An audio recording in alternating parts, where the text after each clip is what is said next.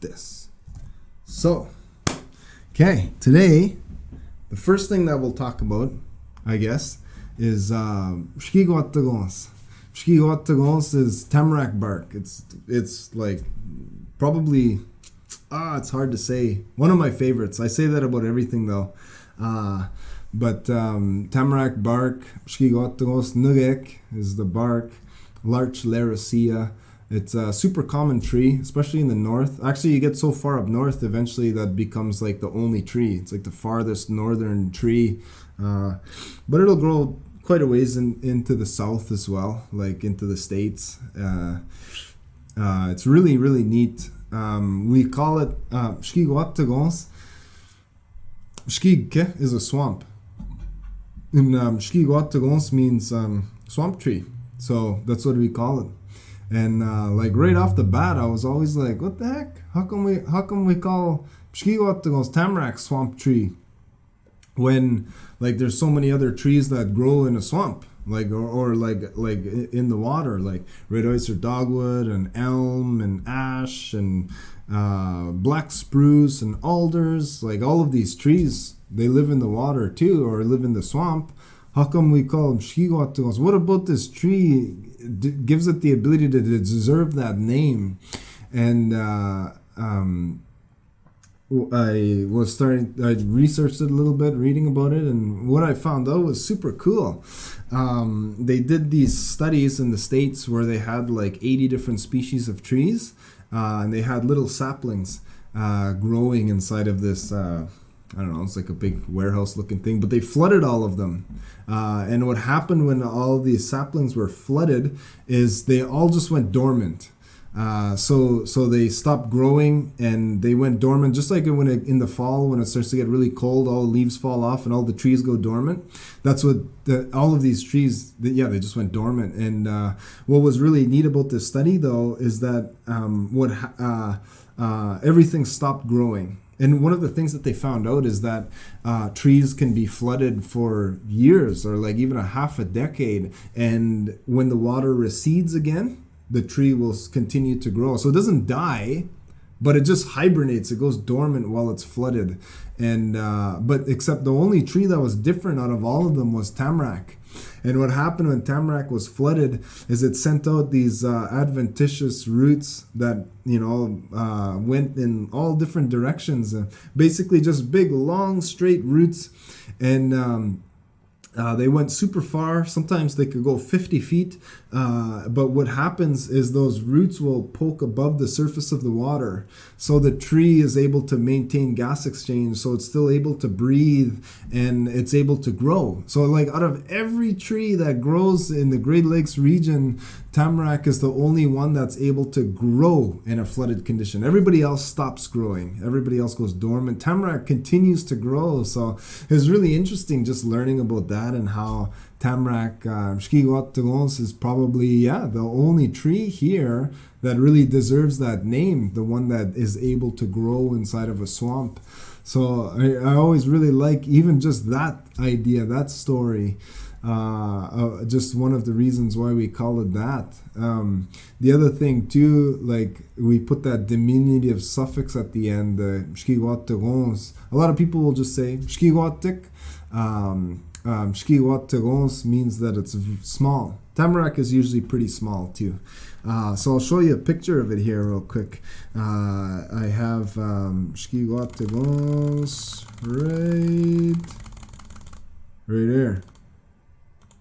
So it's one of the most beautiful trees. It's a deciduous conifer. It sheds its needles, just like deciduous trees shed their leaves every fall. Tamarack is going to be shedding its needles every single fall, but it stays alive throughout the winter, alive and active, and so it's the only deciduous conifer that we have here. It's a true conifer tree, but it sheds its needles. One really neat thing about that too is that when tamarack sheds its needles, for us in Georgian Bay, anyways, like where I'm from, Mshkiigwaatikonhs on Manitoulin Island, when tamarack trees go yellow, when the needles start to die and fall off, that's a really good indicator that that's when you should be whitefishing. What triggers all those tamarack to turn yellow is the fall turnover with the lake. So when you're looking at like any body of water is super weird. When water is like really weird, it's different than everything, because when water is hot, it's really light. It's not dense. As water gets cooler, though, it gets denser. It gets heavier, and then it gets to a point where it's its densest at 4 degrees Celsius. And when it gets colder than 4 degrees Celsius, all of a sudden it turns to ice, and then it floats, and it's the least dense. And so, that's super weird. But like usually what happens is, when you're swimming in the lake, and it's real warm on top, and then you go to stand up and your feet get real cold because all that dense, cold, heavy water is on the bottom. But in the fall, it's starting to get cool. We get frosty temperatures, and that cool the water on the surface. It makes the water colder and heavier on the surface. And then eventually there's so much heavy water on top of the lake that the whole lake, all that heavy water sinks to the bottom. And then all of that bottom water comes onto the top. And so you take like Georgian Bay that has like some parts of it 200-300 feet deep, and all that cold water comes onto the top, and all the water that's being cooled by the air sinks to the bottom. And so what happens is you get all those deep water fish that will flood onto the shore, and that usually with a fall turnover indicates the cold deep water fish like whitefish, stickmik. They'll follow that fall turnover, and they'll be on that'll trigger their spawning in the fall, and they'll be spawning on the shore. And so that's when we go and we set our nets and catch them for our food. But when the fall turnover happens, that change in temperature, all that cold, freezing, heavy water comes onto the top, then tamarack will change color, be nice and bright golden color. And so, we use that like a part of our calendar to use as an indication when we should be whitefishing.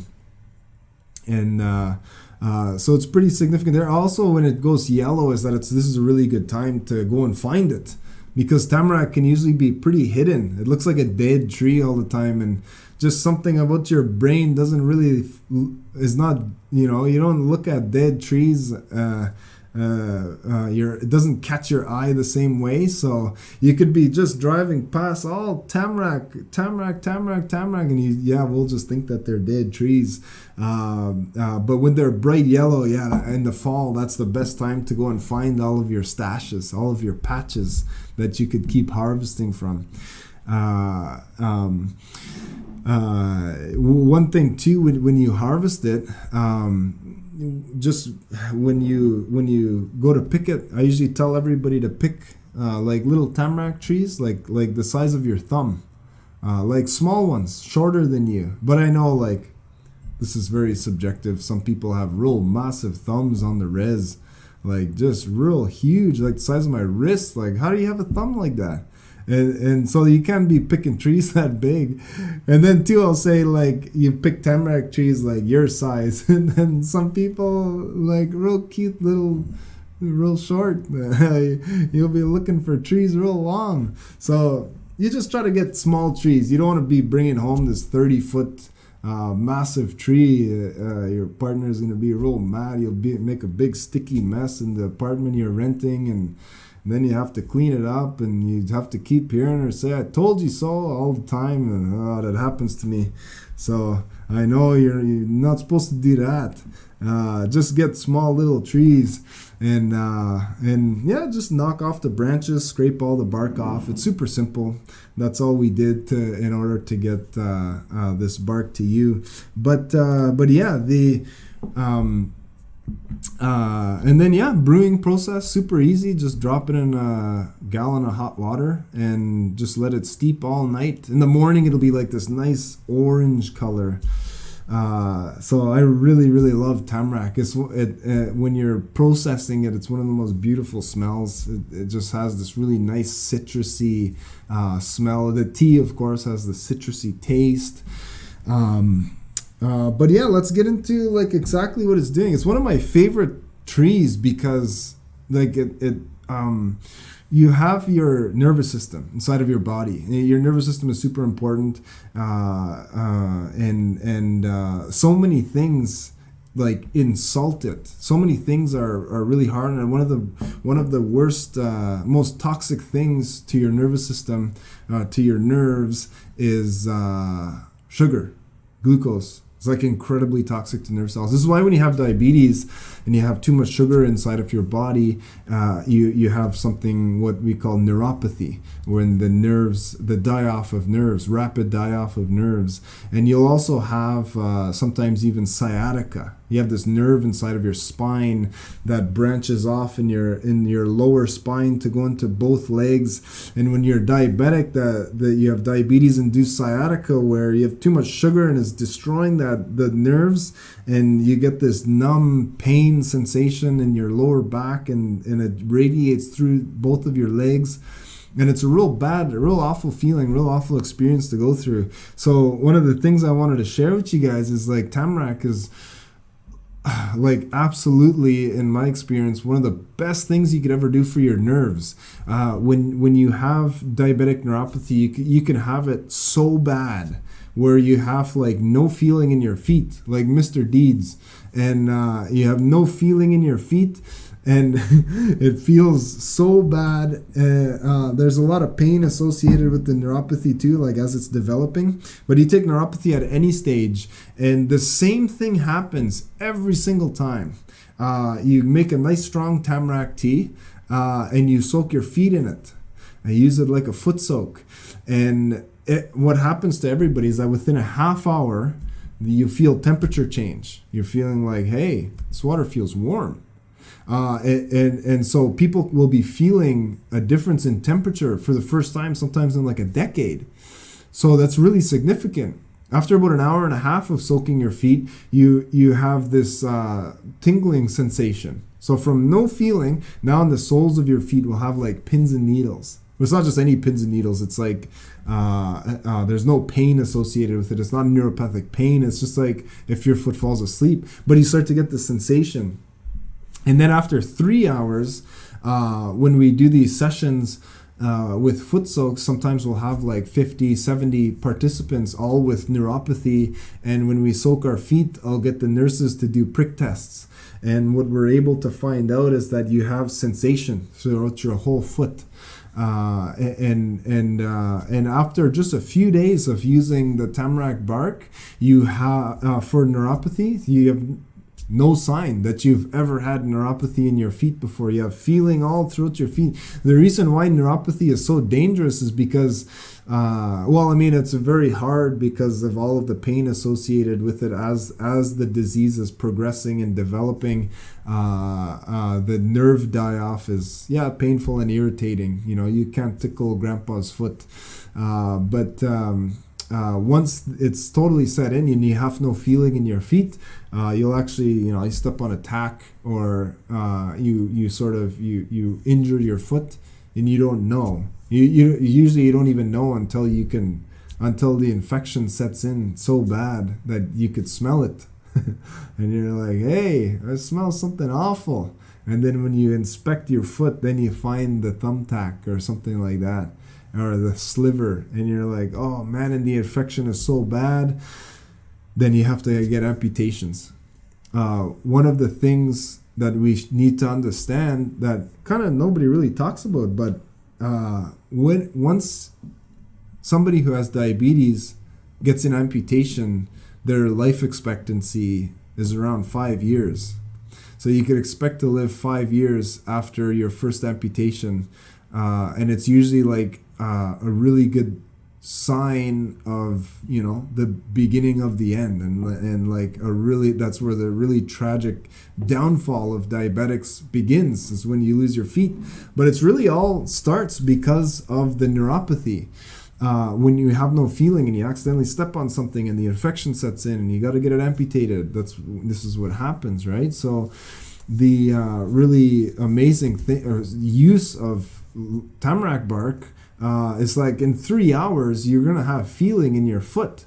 And so within 3 hours experience with tamarack, you can alleviate the risk of, stepping on a tack and not knowing for 2 weeks, and not having to get amputations and things like that. So it ends up being like super impactful. So like this is one of the most outrageous things, and I really appreciate this tree so much, but it always makes me feel magical when there's like 70 people, and then at the end of the day everybody could feel their feet. Like in Wiki or Mshkiigwaatikonhs, we did this session soaking everybody's feet. I think there was probably like 40, maybe even 50 people there, or maybe there's even like 60 people. I remember one time we ran out of tea.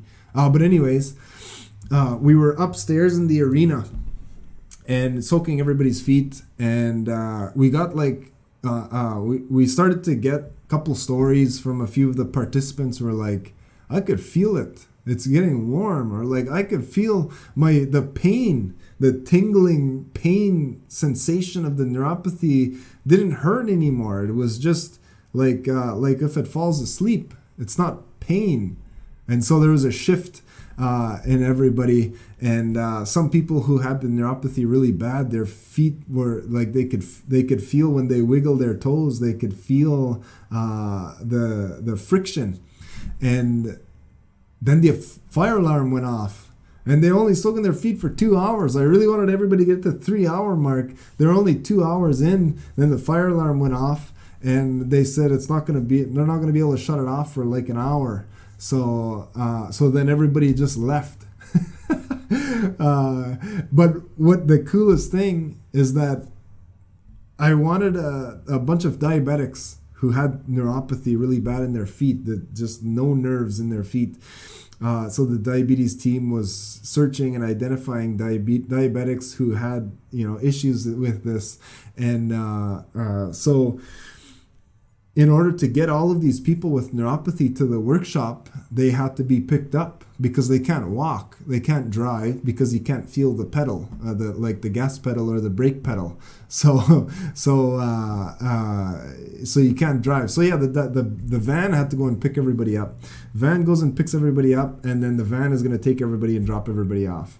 And yeah, there was like 50 people. But the coolest thing was when the fire alarm went off, they said, okay, where's the diabetes van? Everybody wants to go home. And the diabetes van was in Webjong, was in Little Current, and half hour away, 45 minutes away. And so nobody wanted to wait. These people came to the workshop. They could barely walk. They needed the van to bring them to the workshop. And because the van wasn't going to pick them up fast enough, they were impatient, and yeah, they just walked home. So all these people can't even barely walk in the morning, all walked home in the afternoon. They only soaked their feet in there for like 2 hours.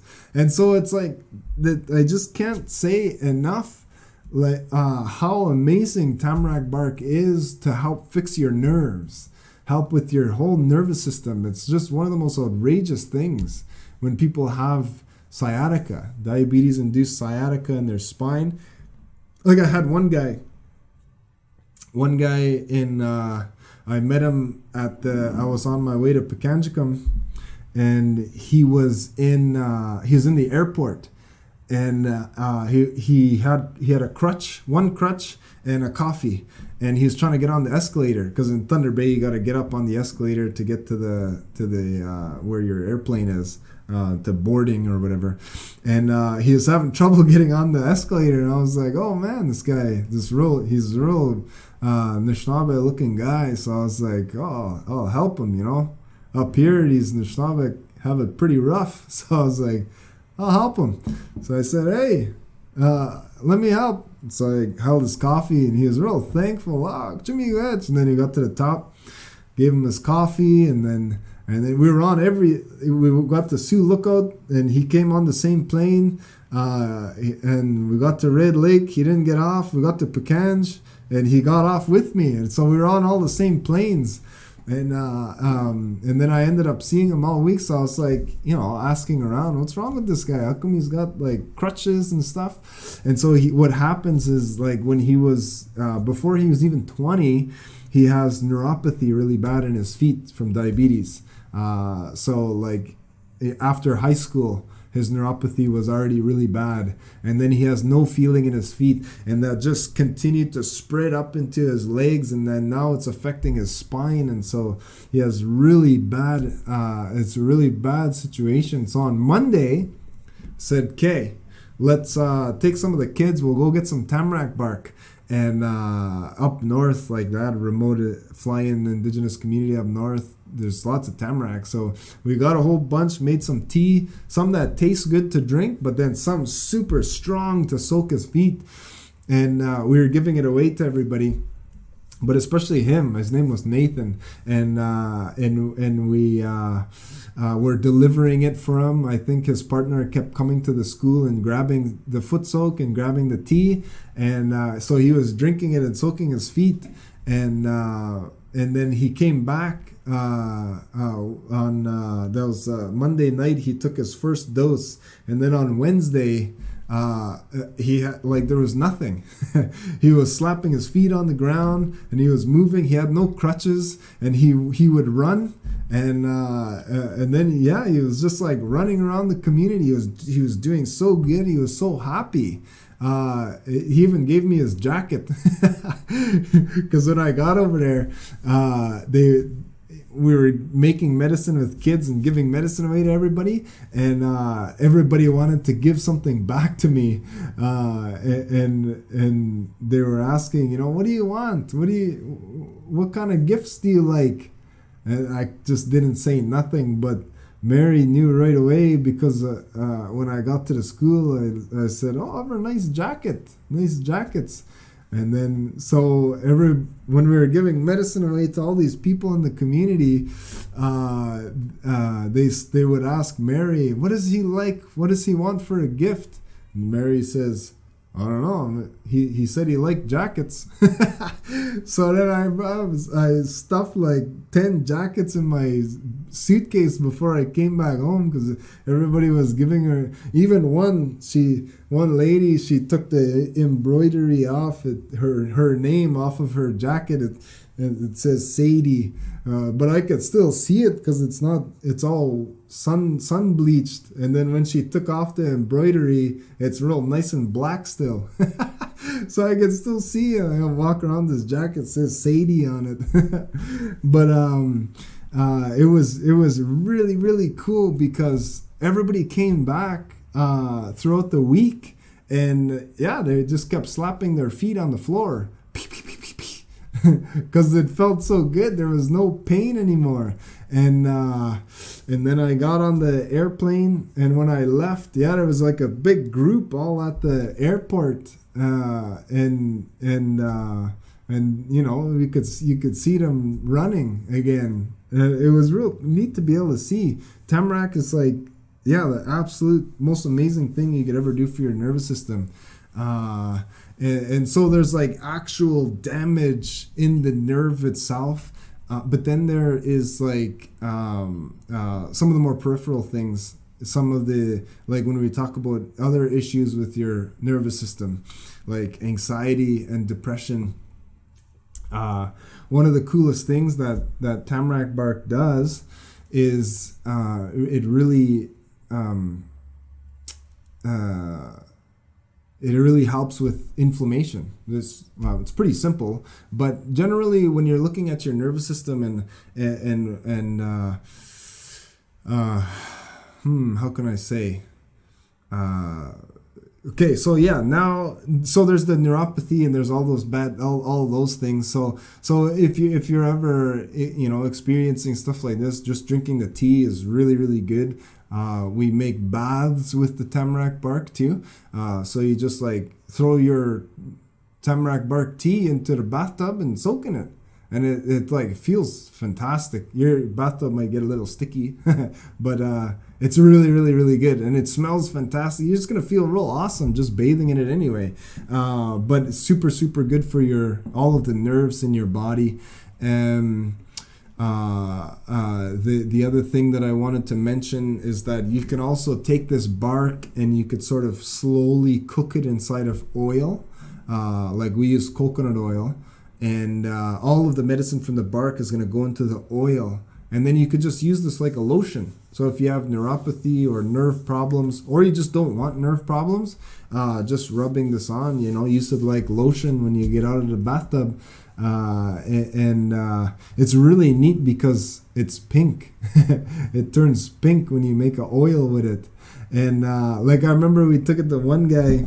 He was real awesome in my community, real bad neuropathy. He already had amputations, and we took it to him and said, "There, put this on your leg." So he's like, "Oh, okay." So he took that salve, with the coconut oil and tamarack bark, this pink salve, rubbed it on his leg, and then 20 minutes later, he's like, "Hey, my foot is hot." And I was like, "Oh no!" Like I thought I killed him. I was like, "No, your foot. Oh, what are we gonna do?" And then I remember I was trying to okay, well, I have to clean it off, but he was like yelling at me like, "No, it's okay, just leave it." He said, "I haven't felt warmth in my foot in 10 years." So he was just real happy, and then continuously using it, he had no more neuropathy in his foot. So it was a real neat experience with him. It ended up being really, really awesome.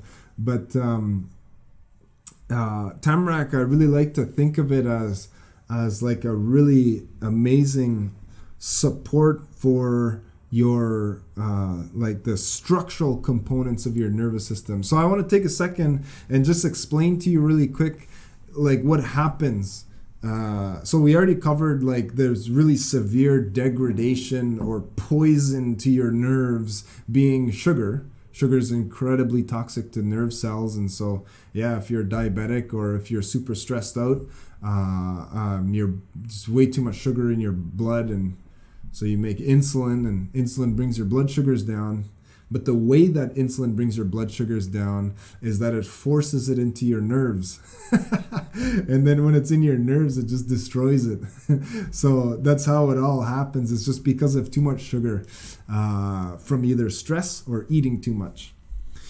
So there's one of the biggest issues there. But what happens is when your nerves are getting damaged by something like sugar or an injury, you fell or you smashed your foot or a car accident or whatever, or even a surgery and you had some nerves sort of cut off. Oh, one real cool story.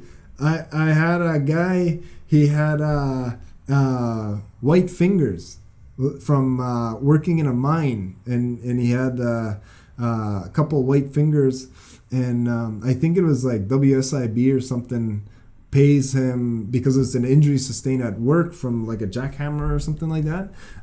They give him 10 grand for each finger that is damaged. And so there's no feeling in white fingers. You can't feel them. But if you close your eyes, you could see in your brain, you could picture phantom fingers. And when you close your eyes, they look white. That's why they call them white fingers. It's real neat. But he had white fingers, and then I said, you just use tamarack bark. I said, man, in a day or two, you'll have all of your feeling will be back. And he's like, hey, I'll try that in a couple months. And I was like, a couple months? And I started getting mad because I was like, I just told you could be better in a couple days. Why don't I wait a couple months? And I started lecturing him because I get frustrated when we're scared with medicine or when we're apprehensive, and I want to tell everybody it's okay, you start using it now and you get better now, really young and impatient mentality. And then he was like, no, you don't understand. WSIB pays me 10 grand for each finger. And they paid me for 2 already. And so once I get paid for that third one, then I'll use this medicine. And I was like, oh, okay. Well, okay. And so once he got paid up, then he soaked his feet And like starting on Wednesday and then on Saturday, he had no more white fingers. And so he was like, he was all good. And then he got paid. Nice new vehicle. It was real awesome. I guess maybe illegal. But anyways, I don't know. But that was real cool. But yeah, you think of other things too. Not just with diabetes, but like even there's chemotherapy-induced neuropathy where, just different chemicals, different chemistry destroys your nerves. And so actually chemotherapy-induced neuropathy is very common for a few different types of breast cancer therapies. Where, you get some breast cancer, you go in for a therapy, usually it's pretty good, and but you're left with some damage, and you have no feeling, usually in your fingertips or your toes, sometimes even your face. It's really weird the way that happens, but one of my favorite things too when we're doing these foot soaks with diabetics, try to find somebody. I always tell the community, try to find somebody who has chemotherapy induced neuropathy too. And I remember one individual couldn't do up the buttons on the shirt that they would wear because they don't have feelings, and did administrative work, did all the emails and phone calls, and went from typing like 90 miles a minute to just using one key at a time, because she had to look where each finger was going because she couldn't feel them anymore. And so she soaked her hands and her feet inside of the Tamarack, and it was like 3 hours. The pain changed. She had feelings. Came back the next day with a button-up shirt on, and was able to keep her job. She's contemplating whether or not she was going to be able to keep that job, but gave her the ability to keep her position.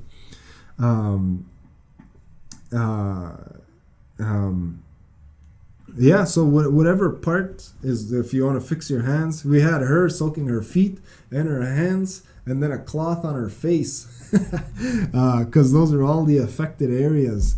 And it was like 3 hours. She had really significant result, and the rest of the week continuously soaking, there was just like no question that there was a huge regenesis of the nerves she needed to be able to feel everything again. It was really, really cool. Tamarack, we have this idea that plant medicine is slow and Western medicine is fast, and that's why we like Western medicine, is because it's instant. And I always like to use some of these examples, like that's not exactly true. I mean, sometimes our medicine works super fast. Like you take somebody 3 hours and they have feeling in their foot again. And this is something that Western medicine can't do. Maybe it's good at monitoring and dealing with pain and certain things. It's really good at. But this is a misconception that Mshkiigwaatikonhs takes a long time to work and that it's slow. Our medicine is pretty quick. And this is one of my favorite examples to explain that idea. But yeah, just like I promised, I wanted to talk about, that's the big sort of Tamarack's role is like in structural support to really help repair and regenerate all of the nerves. But you end up looking at some of the other things that happen to our nerves, like antioxidants, right? Antioxidants, everyone always, you get yogurt and it's like there's blueberries in here, so it's high in antioxidants, or you get juice or whatever. Antioxidants.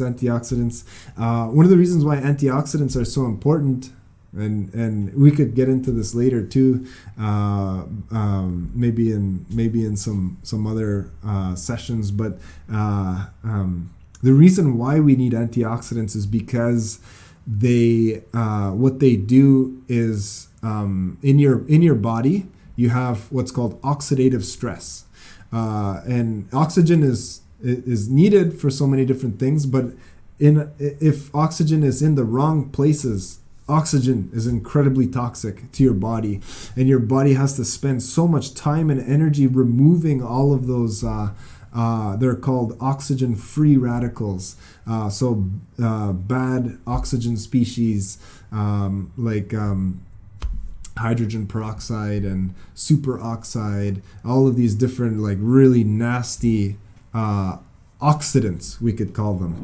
Just like oxidation is a really, oxygen is generally really destructive to like almost everything. Like when something rusts, like you take a car, when a car oxidizes, it rusts. And so oxidation can turn a car into dust in a certain amount of years, right? Oxygen is incredibly destructive. Oxidation. That's what I want us to remember.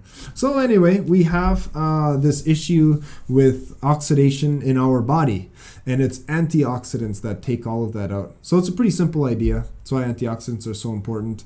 We need them removing all of this oxidation from our body, because what happens when you have too much oxidation, reactive oxygen species in your nervous system, this creates a whole bunch of inflammation. And it is inflammation that drives chronic disease. One of the things we need to understand is when we look at anxiety and depression, like the king and queen of mental health issues, these are inflammatory diseases. They have to do with inflammation in your body. If you have anxiety and depression, chances are you have way too much inflammation in your body. So it's super important to understand that idea. One of the reasons why we have so much inflammation in our body is because we don't use medicine anymore. Medicine is a way for us to communicate to our body to be able to get rid of inflammation. So let me just talk about inflammation for a second. Inflammation, we all understand inflammation. Everything that ends in itis is an inflammation. So like diverticulitis or arthritis, dermatitis, gingivitis, ulcerative colitis, interstitial cystitis, ankylosing spondylitis, every itis you ever hear is an inflammation. Is a disease that's driven by inflammation.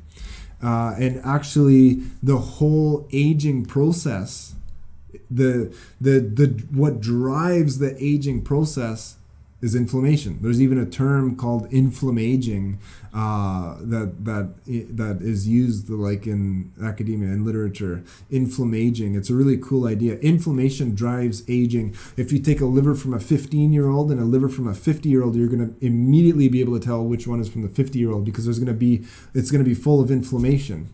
And so what we need to understand is that it's this oxidation process, reactive oxygen species. Oxidation is what drives inflammation, and inflammation drives chronic disease and drives the aging process. And so as we age, what will eventually kill all of us, other than an accident, is chronic disease.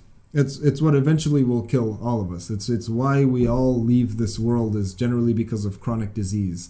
And for most of us, it will probably end up being cardiovascular disease. So a problem with our blood vessels and things like that. That's the number one sort of killer in this country and in indigenous communities.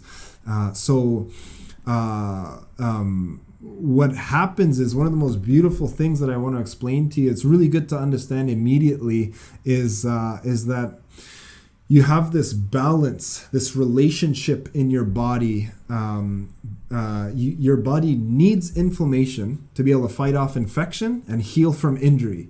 So every time you fall, or every time you're fighting bears, or whatever, you get injured, your body needs inflammation to be able to heal from that injury. Your body needs inflammation to be able to heal or fight off infection. What creates all of this inflammation, this is the least important part, but what creates all of that inflammation is a nuclear factor called NF-kappa B. Creates all of this inflammation in your body. And once your body fought the infection, what happens is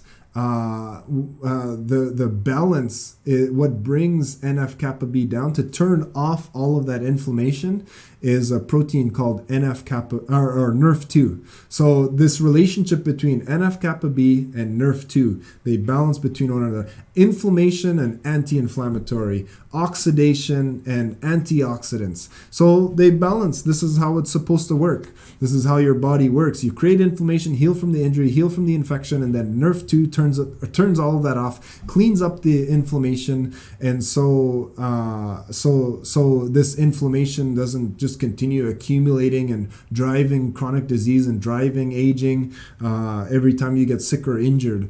NRF2 cleans all of that up. And the problem is you have like NRF2 inside this anti-inflammatory and antioxidant teacher. You have it inside of every cell, but it's locked away in the skin. It's locked away in the membrane. And what keeps it inside of that membrane is a protein called KEAP2. It locks it like Rapunzel stuck inside of that membrane, and it's not allowed to do what it's supposed to do. And the main things that is responsible for allowing NRF2 to get to the nucleus and to start all these anti-inflammatory and antioxidative processes is medicine. This is medicine's role, is to separate KEAP1, allowing that Rapunzel NRF2 to get to the nucleus and start all of these antioxidation and anti-inflammatory processes. It's medicine that's responsible for that process. Without medicine, without allowing NRF2 to go into the nucleus to teach our body how to clean up the mess, all we have is just that NF-kappa B, all that inflammation and all of that damage happening, driving chronic disease, driving aging. Nothing is telling it to stop. Because we don't use medicine anymore. We don't go into sweat lodge anymore. We don't fast anymore. We're not engaging in any of these cultural components anymore. So we become very sick very fast. We become very old very fast. We're like 40 years old living in a 70-year-old body, or we're 50, 60 years old living in a 90-year-old body. And the way that our communities used to age, we don't even have to think back that far to when we were picking, using all of our own food, and when we had gardens and hunting and fishing and picking medicine, doing all of this stuff. Think like 150 years ago, like your great grandparents, they aged really well. Like in Mshkiigwaatikonhs, we have stories of people being like 90, 100 years old, and they had putting away 15 cords of wood for the winter, 2 acres of vegetable garden. Their sunjawan was full, their root cellar was full. They drove a giant metal tractor from the 50s, and which are really hard to drive. But like have 100 head of cattle and doing all this crazy stuff when they're 100 years old. How the heck are you able to do that? And it's because they're constantly engaging in culture. They're constantly engaging in medicine and fasting and sweat lodge, or heat shocking their body. And so what happens then is they're always activating NRF2. They're always balancing out that inflammation, heal from the infection, heal from the injury, and NRF2, anti-inflammatory, antioxidant, clean up all of the damage. And so they're living their life mostly, clean. And so that balance is super important. Medicine is a way for us to communicate to our body and say, okay, I need to heal from this damage, and then I need to clean up this damage. Don't leave this inflammation lingering. And so when you look at chronic disease that affects your nervous system, Tamarack bark tea is one of the best at being able to clean up all of that inflammation, activate NRF2, clean up all that inflammation, always be cleaning up the oxidative stress, and allowing it to function perfect. and preventing the onset of chronic disease as late as possible into our lives.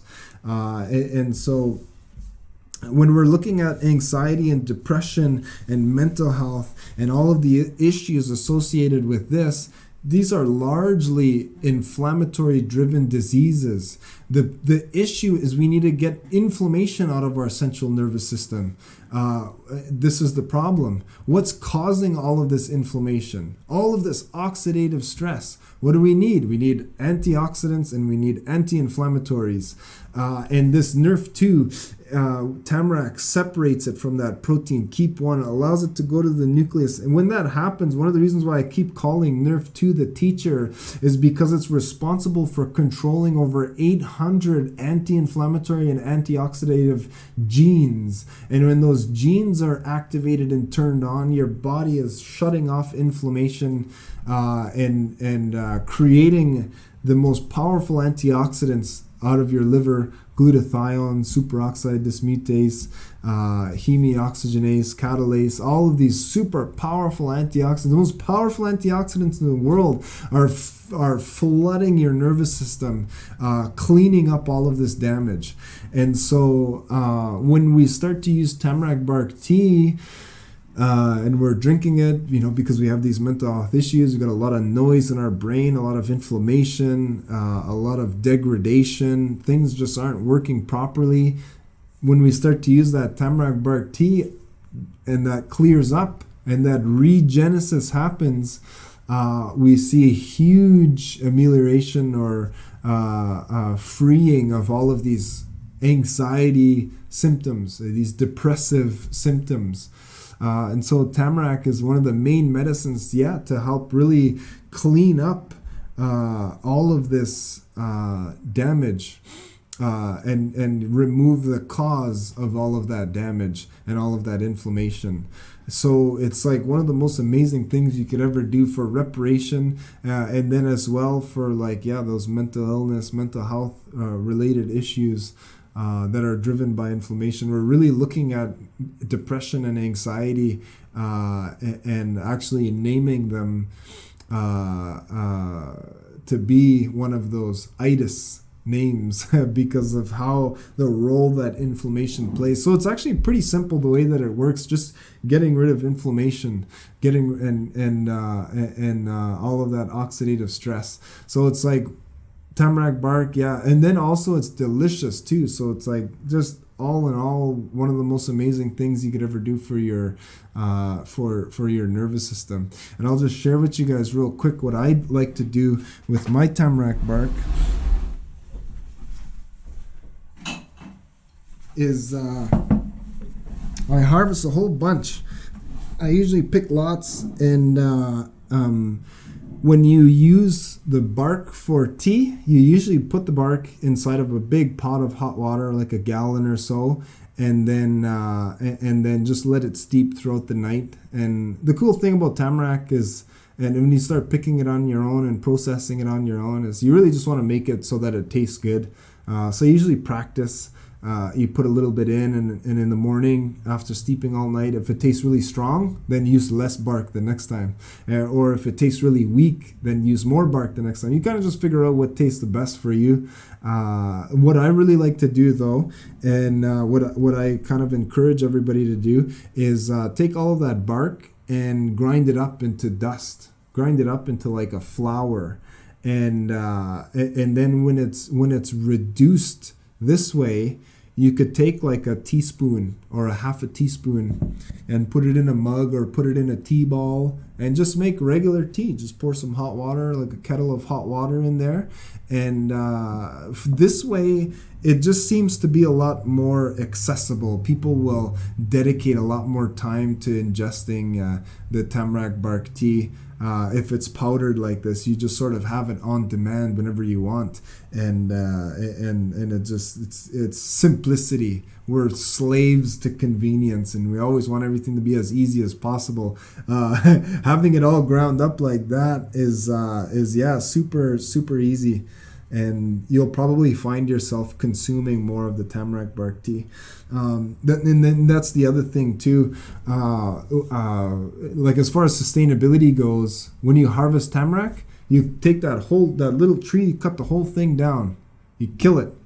But what you need to understand is that tamarack has all these adventitious roots out, right? In case it floods, that go like 50 feet.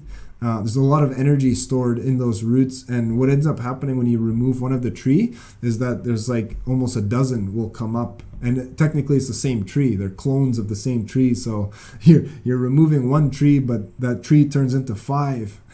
And yeah, it takes like a decade for them to grow to be that size again. But when we go into an area and we start knocking off a couple of these tamarack trees, we're really helping, and we're allowing the tamarack to grow super close together. That's what it really likes. More than anything, tamarack wants to be as close as it can to itself or its friends.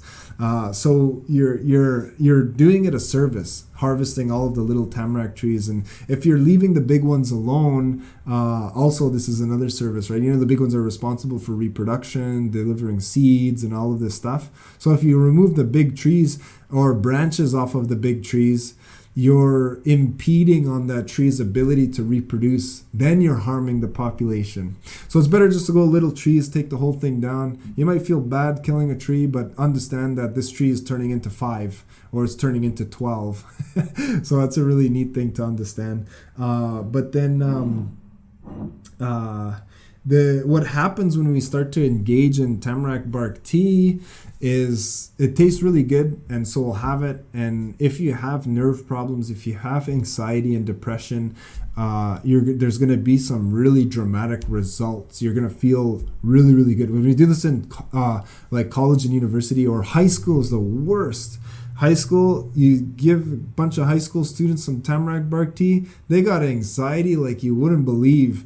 And like high school is so much different than even when I was in high school. It's really a notorious environment. And when they have tamarack bark tea, they sleep so hard. They come back to school even just the next day, and they have this vibrancy. Like you could see it in their skin. They feel so good. So there's a dramatic effect right away. If you're just normal like Joe Blow and your nervous system is pretty good, you don't have anxiety or neuropathy, you have some tamarack tea, it's not going to be much of an effect there. But certainly that delicious tea is going to be a preventative for any types of inflammation or accumulation of oxidative stress and all of this stuff. So it's really good to have just on a regular basis. A lot of people will feel like you could think a lot more clear as well when you're having the tamarack bark tea. Like just thoughts are clear, or, when you wake up in the morning, there's no brain fog. Like I don't need 3 cups of coffee to get up and see clearly.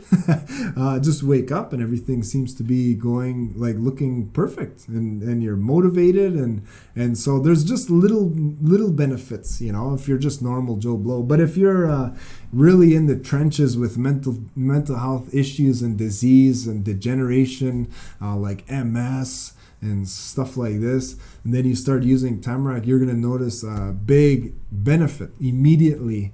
So what you do, just like when you hang out with somebody for the first time, you meet somebody and you hang out, and they make you feel good. They make you laugh. They gave you some good food. They pay the bills after coffee break, and you feel great. You hang out with this person all the time because of how they make you feel. Awesome. And the same thing with tamarack. You hang out with tamarack, makes you feel good, makes you feel awesome. And then what happens though is eventually tamarack will have completely regenerated all of the nerves in your body, got rid of all of the inflammation in your nervous system, is taking care of all of the oxidative stress, and so nothing is growing, and your anxiety and depression symptoms are manageable, And what happens is you get to this point, you sort of plateau. With every single medicine you take, you plateau, and then it's, you don't, the more you engage with it, the more tea that you drink, you're not necessarily feeling better. And the reason why is because everything is already done. It already fixed everything. And it's a real amazing process to take people from these really worn out, beat down places and see the result that they have, in their life with just this one tea. It's really, really neat. And so super important for aging, super important for anxiety and depression, mental health issues, and neuropathy from diabetes. Tamarack ends up being, one of those medicines one of those friends that is really, really good to have. The last thing that I guess I want to say is, like, as far as safety goes, Tamarack is something that you could have every single day for the rest of your life. It's such a calm and gentle tea. It does exactly what it's supposed to do. And there are people all over, like especially in the north, who do drink tamarack bark tea every single day. It's just, it's delicious and super, super effective. So the Mshkiigwaatikonhs, one of the most amazing things you could ever do for your nerves, your whole nervous system. So I'm really happy to be able to share some of these with you guys. Super, super good. Super, super good medicine.